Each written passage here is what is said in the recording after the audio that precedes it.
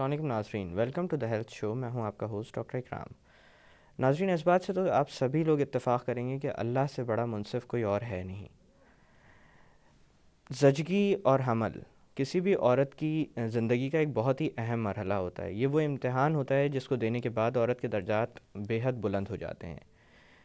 इस दौरान जिन तकालीफ़ और मुश्किलात से औरत गुज़रती है, उनका इससे बेहतर कोई और नेमुल बदल हो ही नहीं सकता था कि उसके पैरों के नीचे औलाद के लिए जन्नत रख दी जाए। आज हम बात करेंगे दौरान हमल पेश आने वाले मसाइल के मुताल्लिक़। आज के इस मौजू पर रोशनी डालने के लिए बतौर मेहमान हमारे साथ मौजूद हैं डॉक्टर निघत शाह, जो कि कंसल्टेंट गायनोकोलॉजिस्ट और ऑब्स्टेट्रिशियन हैं और जिनका ताल्लुक़ आगा खान यूनिवर्सिटी हॉस्पिटल से है। आइए उनसे बात करते हैं। अस्सलाम वालेकुम डॉक्टर साहबा। वालेकुम सलाम। कैसी हैं आप? मैं बिल्कुल ठीक हूँ, आप कैसे हैं डॉक्टर साहब? अल्लाह का शुक्र है। डॉक्टर साहबा, हमल के मुताल्लिक़ आज बात करते हैं और जहाँ से मैं बात की इब्तिदा करना चाहूँगा कि ये किसी भी औरत की ज़िंदगी का एक बहुत बड़ा इम्तिहान होता है जिससे गुज़र कर वो माँ बनती है। और इसी इम्तिहान के मुताल्लिक़ जो सबसे अहम बात हर औरत जानना चाहती है पहली दफ़ा जब ये मरहला उसके ऊपर आता है, वो ये है कि दौरान हमल किस तरह की एहतियात करनी ज़रूरी है। बिल्कुल डॉक्टर इकराम, सबसे पहले तो मैं ये कहूँगी कि आपने जो कहा है कि मुश्किल से गुज़रती है, तो आई थिंक पुलिस सरात से गुज़रती है। जन्नत ऐसे नहीं दी अल्लाह ने बिल्कुल। एक मुश्किल उससे वाकई गुज़रती है। इट्स नॉट, बिल्कुल भी मजाक नहीं है। जो हमारी सोसाइटी में बड़े लोग होते हैं वो कहते हैं तो कौन सी बड़ी बात है, हमने भी तो 12-13 बच्चे पैदा किए तो इसका। लेकिन नीड्स आर स्पेशल। ऑल्दो हम कहते हैं कि प्रेगनेंसी बीमारी नहीं है, लेकिन एक स्पेशल कंडीशन है जिससे वो गुज़र रही होती है, और उसके साथ सिंपथाइज़ करना, उसको सपोर्ट देना, उसको इमोशनल एक बैकिंग देना इज़ वेरी इम्पॉर्टेंट। ये बहुत ज़रूरी चीज़ें होती हैं। जी। और जो आपने कहा कि क्या एहतियात करनी चाहिए, एहतियात एक्चुअली प्रेगनेंसी में नहीं, प्रेगनेंसी से पहले से स्टार्ट होनी चाहिए। जो प्री प्रेगनेंसी केयर होती है दैट इज़ वेरी इम्पॉर्टेंट ना, कि जी। जो कपल्स हमारे हॉस्पिटल में आते हैं, मुझे अभी भी याद है कुछ दिन पहले मेरे साथ कुछ स्टूडेंट्स भी थे हॉस्पिटल में, तो वो मुझे कहने लगे ये तो अभी प्रेग्नेंट नहीं है, ये क्यों आ गई हैं। पेशेंट के जाने के बाद उन्होंने मुझसे जी। कहा, मैंने कहा बट ये बहुत समझदार कपल है, ये पहले से आए हैं अपनी हेल्थ को एनालाइज करने के ये ऑप्टिमम है प्रेगनेंसी करने के लिए या नहीं है। क्योंकि जी। प्रेग्नेंट होने के बाद हमारे हाथ बन जाते हैं ना, हम बिल्कुल। बहुत चीज़ें नहीं कर सकते, बिकॉज अब फीटस की भी कंसिडरेशन है, एक अनसीन पेशेंट भी है। तो इसलिए प्रेगनेंसी से पहले हम काफ़ी चीज़ें कर लेते हैं। हेल्दी न्यूट्रिशन एडवाइस करना कर सकते हैं। अगर कोई ऐसे हैबिट्स हैं, स्मोकिंग, हस्बैंड में इवन पैसिव स्मोकिंग या जो भी है, ड्रग्स वटेवर, उसके लिए डिस्करेज कर सकते हैं। और स्क्रीन कर सकते हैं ऐसी बीमारियों को जिनको पहले से ट्रीट किया जा सकता है। ब्लड प्रेशर है, डायबिटीज़ है, टाइफाइड है, आजकल डेंगू फीवर बहुत है, जो भी स्वाइन फ्लू है, वटेवर, हर चीज़ के लिए मदर स्क्रीन हो जाती है। जी। अनीमिया कितना कॉमन है, उसको हम पहले से करेक्ट करें। अच्छी न्यूट्रिशन, फॉलिक एसिड, ये सब चीज़ें, रुबेला, ये सब चीज़ें अगर हम पहले से करा वैक्सीनेशन लें। भी जिसमें शामिल हो जी जाती है। बिल्कुल। और अगर रुबेला वैक्सीन देते हैं तो फिर 1-2 महीने पेशेंट को कंसीव नहीं करना होता है, तो जी। कॉन्ट्रासेप्शन भी साथ देते हैं। तो ये ज़रूरी है। अभी एक पेशेंट है मेरे पास जिसको स्ट्रोक हुआ था इस प्रेगनेंसी से पहले, और उसकी प्रेशस प्रेगनेंसी है, यानी कि उससे पहले भी 4-5 प्रेगनेंसीज उसकी ज़िंदा नहीं है। हर प्रेगनेंसी में चौथे-5वें महीने में अबॉर्ट करती है, उसके बाद उसको स्ट्रोक हुआ। वो वॉरफेरिन पे, आपको पता है वो ऐसी दवाएं हैं बिल्कुल, खून पतला करने जो वाली कि दवा। हमल में कॉन्ट्राइंडिकेटेड है, एम्ब्रियोपैथी है। तो उसको कॉन्ट्रासेप्शन एडवाइस की थी, उसने 2 महीने ली, वो छोड़ दी, लेकिन लाइफ सेविंग ड्रग पे है वो। तो अब उसके साथ कंसीव करके 5 वीक्स पे आई। तो ये हमारे लिए बहुत बड़ा डिलेमा होता है कि अब ऐसी प्रेगनेंसी में जिसमें चांसेस होते हैं एम्ब्रियोपैथी के, उसको लेके चलना। तो ये चीज़ें हमल से पहले उसे आके मिलना था, वो दवाई बंद करके उसका नेमल बदल शुरू करना था, जी। जो कि बेबी के लिए सेफ़ है। फिर प्रेगनेंसी, और इतनी प्रेशस प्रेगनेंसी के लाइफ कोई नहीं है। तो आप सोचें कि इसमें हम लोग किस उससे डिलेमा से गुजर रहे होते हैं। यानी बेहतरीन वक्त इस चीज़ पर तवज्जो देने का तब है जब कोई प्री कपल ये प्रेगनेंसी, सोचना शुरू करे कि आप अब उनको बिल्कुल बिल्कुल साहिब औलाद हो जाना बिल्कुल चाहिए। बिल्कुल। और हमारे यहाँ डिलेमा यही है कि पेशेंट्स सोचते नहीं हैं, दे आर नॉट पेशेंट्स। जो भी हमारे वो होते हैं माशरे में लोग, वो समझते हैं बस शादी किया है दूसरे दिन प्रेग्नेंट होना है, उसमें सोचना नहीं है कुछ भी। जी। जबकि मैं पेशेंट से ये कहती हूँ कि आप शॉपिंग करने भी निकलती हैं तो सोचती हैं 1 जोड़ा लेना है, 2 लेने हैं, 1000 रुपया रखना है, 2 रखने, मतलब इतनी छोटी छोटी चीज़ें आप सोचती हैं। माँ के घर जाना है सोचते हैं, प्रेगनेंसी क्यों नहीं सोच के करते। प्लान करके उसके लिए मेंटली, फिज़िकली, इमोशनली अपने घर के हिसाब से, हर हिसाब से तैयारी करनी चाहिए उसकी। ये बहुत जी। बड़ी जिम्मेदारी है, ये मजाक थोड़ी है। 24 आवर्स जॉब है ये, उसमें कोई सैलरी नहीं मिलेगी, कोई अप्रिसिएशन नहीं मिलेगी, रात की छुट्टी नहीं है, संडे की छुट्टी नहीं है। तो जी। आपका कितना बर्डन है इसमें, तो आप ऐसे कैसे इसको ले सकते हैं कि ये बस हो जाती है क्योंकि अल्लाह दे देता है सबको। तो ये बिल्कुल मजाक का नहीं है। मैं पेशेंट से यही कहती हूँ कि देखें, हमारा आपका रिश्ता मजाक का नहीं होता, ज़िंदगी मौत का होता है। सो जो हम आपको एडवाइस करें उसको सीरियसली लें, वरना अपना टाइम, पैसा वगैरह बर्बाद नहीं करें।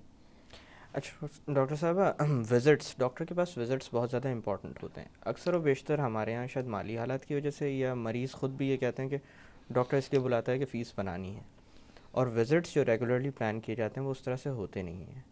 एक ऐसा कपल जो कि इस मरहले से गुज़र रहा हो, उनको कितने कितने अरसे बाद मुतवातिर आकर दिखाना जो चाहिए? WHO की रिकमेंडेशन है लो रिस्क कपल के लिए ना, जो कपल जिसमें कोई प्रॉब्लम नहीं है, और अब हम जी। कपल को टारगेट करते हैं, husband has to come in, father has to come in, because वो इमोशनली प्रेग्नेंट है। जी। अगर वो फिज़िकली नहीं भी है तो वो इमोशनली है, and even he requires support and guidance कि ये करना चाहिए, इस तरह ख्याल करना चाहिए, ये वो ना।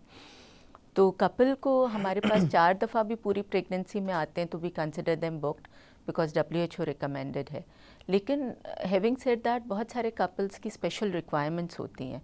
अगर किसी में ब्लड प्रेशर रेज्ड है, अगर कोई मेडिकल इलनेस साथ है, अगर फीवर हो रहा है, आजकल फ्लू का ज़माना है, हर पेशेंट को फ्लू, खांसी, और वो इधर उधर से ड्रिपें जाके लगवा लेती है, जिससे और हालत बिगड़ जाती है। तो वो करने से बेहतर है कि एक विज़िट आप कर लें और एक साफ़ सुथरी मेडिसिन जो प्रेगनेंसी में सेफ़ हो वो ले लें। तो जिनकी स्पेशल रिक्वायरमेंट्स हैं उनको हम वीकली भी बुला सकते हैं। अच्छा, इसी तरह से बहुत सारी ख़वातीन, जैसे कि आपने वारफेरिन का भी तज़किरा किया था स्ट्रोक की पेशेंट में, इसी तरह से बहुत सारी और भी बीमारियां होती हैं, कुछ दायमी अमराज भी होते हैं जो कि चल रहे होते हैं, जी जिसके अंदर आपको रेगुलर दवाएं लेते रहना पड़ता है, जी जो शायद उम्र भर भी लेनी पड़ सकती जी हैं। उनको भी तब्दील करवाने की बिल्कुल, ज़रूरत होती है? बिल्कुल, तब्दील करवा लें। अगर ज़िंदगी में आपने एक प्रेगनेंसी करनी है, हेल्दी करनी है, जिसमें माँ बच्चे को कम से कम नुकसान हो, ब्लड प्रेशर की दवाएं भी रिप्लेस हो जाती हैं जो हमारी सेफ़ है, वो दवाई हम दे देंगे। इवन इसमें जो एंटीकोगुलेंट्स हैं उसमें वारफेरिन की जगह हेपरिन दे देते हैं हम। लो मॉलिक्यूलर वेट अब तो आ गया है, और वो बेबी के लिए भी अच्छा है। तो जी। वो स्विच करके अगर करती तो हमें इतना टेकिकार्डिया ना होता। तो इस तरह हर चीज़ का नेमल बदल है। अगर पहले से आती हैं पेशेंट्स तो हम उनको अकॉर्डिंगली एक हेल्दी लाइफस्टाइल, जो कुछ मदर्स होती हैं बहुत ज़्यादा हेक्टिक ट्रैवलिंग में, बिल्कुल। फ्रीलांसिंग, आपकी जो जर्नलिस्ट कम्युनिटी से होती हैं पेशेंट्स, वो कहती हैं कि आई कांट, मतलब मैं बैठ नहीं सकती still, I have to travel, मुझे आज अफ़गानिस्तान जाना है, आज इधर जाना है, आज इराक जाना है।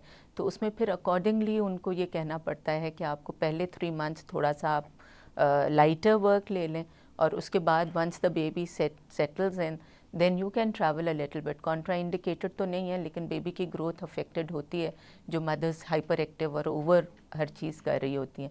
कॉन्ट्रा इंडिकेटेड नहीं है ट्रैवलिंग, लेकिन उसमें एहतियात करके, ख्याल करके जी। फिर करनी चाहिए। तो लाइफस्टाइल चेंज करनी हो आपको, या ऐसे लोग जो हेजार्डस इन्वायरमेंट में काम कर रहे हैं, रेडिएशन में। जी। एक पेशेंट है मेरी जो रेडियोलॉजी में है, तो उसको हम थोड़े दिन उससे एक्सरे से, इन चीज़ों हटा से देते हैं। हटा दिया है उसको बिल्कुल, कि आप किसी सेफ उसमें चली जाएं, रिपोर्ट राइटिंग में, वटेवर कुछ और कर लें। तो आपके और हमारे जो बड़े होते हैं वो सिंपैथेटिक होते हैं इसके, कि इसकी स्पेशल रिक्वायरमेंट है, मैं इसे 6 मंथ्स 8 मंथ्स अकोमोडेट करूं, 3 मंथ्स तो वो मेटर्निटी पे चली जाएगी। तो अकॉर्डिंगली इस सब चीज़ को प्लान करके करें तो आपको भी और बच्चे को भी तकलीफ़ नहीं होगी।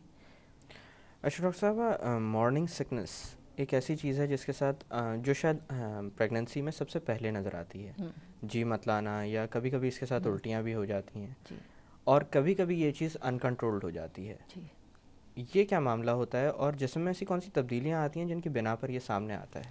अच्छा, होता ये है कि जब प्रेगनेंसी का जो हार्मोन है जिसकी वजह से प्रेगनेंसी टेस्ट पॉजिटिव आता है, ह्यूमन कोरियोनिक गोनाडोट्रोफिन HCG। जी। HCG, उसकी वजह से नोज़िया वॉमिटिंग होता है, और ये पीक करता है 8 to 12 वीक्स में, खुद ही फॉल करता है। जी। खुद ही फॉल करता है। अगर इन पेशेंट्स को यूजुअल जो नॉर्मल पेशेंट्स होती हैं थोड़ी बहुत उसमें सपोर्ट दिया जाए और इस तरह की डाइट में चेंजेस, जैसे नींबू का पानी है थोड़ा सा नमक चीनी के साथ ले लें तो it has a anti emetic effect, ginger has a anti emetic effect, ये चीज़ें पेशेंट को हम थोड़ा बहुत एडवाइस कर दें, थोड़ा रेस्ट एडवाइस कर दें तो काफ़ी सेटल हो जाती है। फर्स्ट 3 मंथ्स का एडजस्टमेंट फेज़ वो बहुत प्लेजेंट नहीं होते, उसमें हेडेक से लेके nausea, vomiting, lower abdominal pain, back एक, टांगों में दर्द, बहुत डिस्कम्फर्ट पेशेंट को होता रहता है। जी। लेकिन उसमें हर दर्द की अलग अलग गोली देना मसले का हल नहीं है कि 25 तरह की गोलियां और 4 तरह की ड्रिपें लाल, नीली, पीली और सफ़ेद जी। लिख के दे दें, वो that is absolutely not required. Simple reassurance की कि ये नॉर्मल फेज़ है, ये गुजर के ख़ुद भी ठीक हो जाएगा। और थोड़ा बहुत जैसे हाजमे की चीज़ें होती हैं और पेशेंट को एडवाइस करना कि थोड़ी थोड़ी देर में कुछ खा लें, एकदम से पेट भर के नहीं खाएं, और वो चीज़ें जो हैवी होती हैं वो ऊपर ही आएंगी, नीचे नहीं जाएंगी। सो इसलिए आप थोड़ा सा ग़िज़ा को चेंज कर लें और थोड़ा एंटी एमेटिक वाले जो ये नींबू पानी और ये सारी चीज़ें होती हैं ये कर लें, तो इनसे काफ़ी सारी पेशेंट सेटल हो जाती हैं। They don't need additional medicine. कुछ जी। को फिर एक कैटेगरी होती है मेडिसिन की ज़रूरत होती है। अराउंड आई थिंक 1 to 2% ऐसा होते हैं जिसमें बहुत सिवियर ये जाके हाइपरेमेसिस हो जाता है, और हाइपरेमेसिस का क्राइटेरिया ये है कि 5% वज़न ड्रॉप करती है पेशेंट, अच्छा, इतनी 5% वेट ज़्यादा उल्टियाँ ड्रॉप, होती हैं? इतनी ज़्यादा वॉमिटिंग होती है और इलेक्ट्रोलाइट इम्बैलेंस का ख़तरा होता है, मेटाबॉलिक डिसबैलेंस का होता है, डिहाइड्रेशन का होता है। जी। दे रिक्वायर हॉस्पिटलाइजेशन और इनकी फर्दर इन्वेस्टिगेशन सिर्फ HCG की बुनियाद पे नहीं है, इसमें कुछ और तो नहीं है। फॉर एग्जांपल लिवर फंक्शंस कैसे हैं, उसके जी। पीछे कभी कभी हेपेटाइटिस हो रहा होता है कोई, या हेपेटाइटिस ई का रोल होता है, वो जी। सारी चीज़ें देखनी होती हैं। और इनका फ्लूइड रिप्लेस करते हैं काफ़ी सारी, आई मीन 20 वीक्स के बाद इट्स वेरी रेयर कि women will continue to vomit.